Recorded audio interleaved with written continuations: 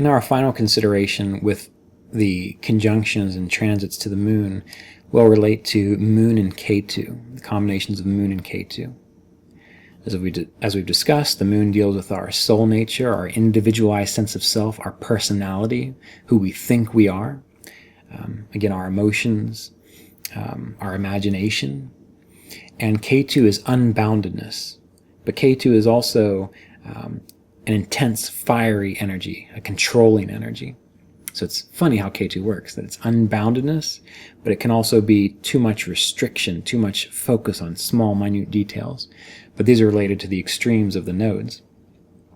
So moon and Ketu, this can be, again, just like moon and Rahu, very good or very difficult. The nodes are extremist.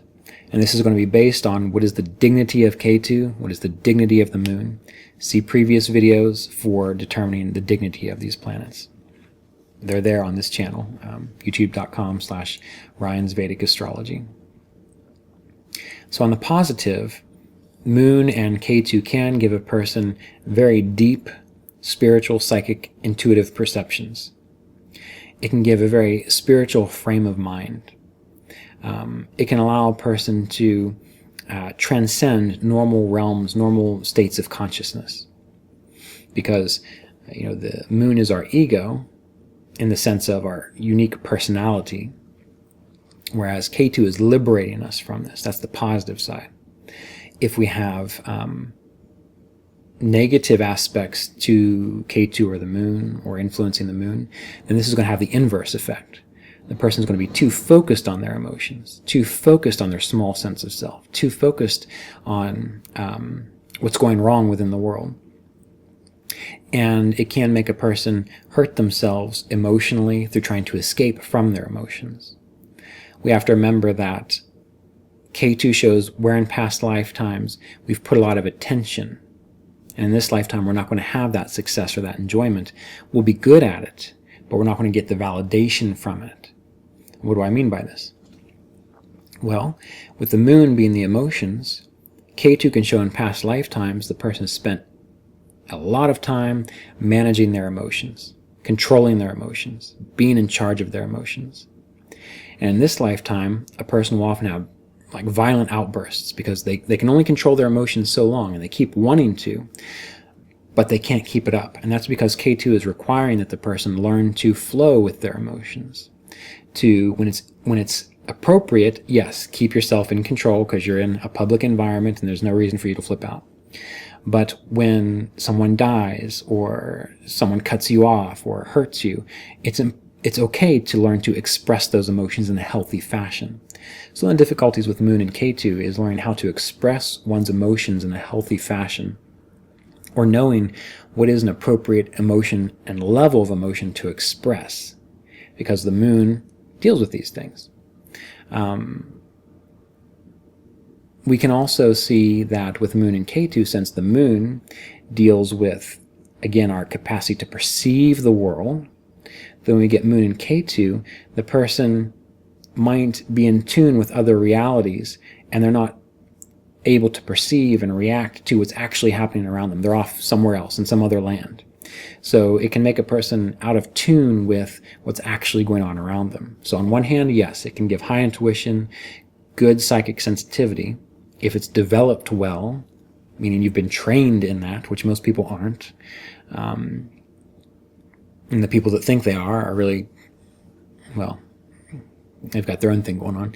Or it can make a person extremely odd, or somewhat psychotic, because they can't control these things. So with Moon and Ketu, it's important to learn to balance one's emotions and work with and let the emotions flow through, as well as to be in this world when you're in this world. When it's appropriate to answer your emails, drive down the street, walk your dog, it's appropriate to be there fully in it. But then you can use the positive side of Moon Ketu to when it's appropriate to meditate or pray, to most definitely go into those states that allow you to access higher states of consciousness. But the idea is to have that balance of to be in the world when you're in the world, and to focus on the unboundedness of Ketu, the pure heart energy, when it's appropriate, when you're able to do that. Moon and Ketu can be very sensitive people, meaning if you know someone with Moon and Ketu, you might want to be very cautious around them. The things that your other buddies can take, the ribbing or the jokes or whatever, they might take it very seriously, very personally. If you have a spouse or a partner with Moon and Ketu, they might be very sensitive in regards to the area of life where that Moon and Ketu is positioned. When it comes to transits, when you've got your Moon in a sign or a house, whenever Ketu transits over that sign or that house, you might be a little bit more emotionally volatile, a little more intuitive even. But again, it's going to depend on the dignity of Ketu and the dignity of that Moon. And when you've got transits of Ketu going over the Moon, that can be an extremely positive growth period of becoming more emotionally mature, number one, as well as learning to develop yourself spiritually. And those two things actually go hand in hand. If you don't, well, that can make you very emotionally frustrated, feeling like things just aren't going the way you want them to, that you can't really count on anything.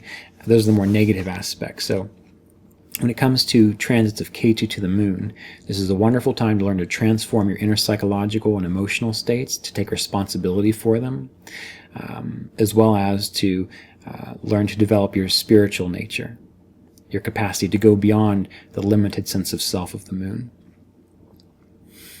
It can be a good time to focus on developing good psychic boundaries. You have to research that. How do I have good psychic boundaries? Everyone and their brother these days is learning Reiki or learning energy healing or getting involved in these things. And little do they know that, if you don't know how to protect yourself, really truly to protect yourself, you're actually making a bigger mess within yourself and within others. So that's a tricky thing. Moon and Ketu is not an easy combination, but it can be very, very good for people growing to spiritual maturity, emotional maturity. It can also be very good for psychologists, people who really need to kind of zero in on their clients' problems and relate to them. But before you can do that, you have to have a good, strong, stable sense of self to begin with. So Moon and Ketu, these are the things to consider.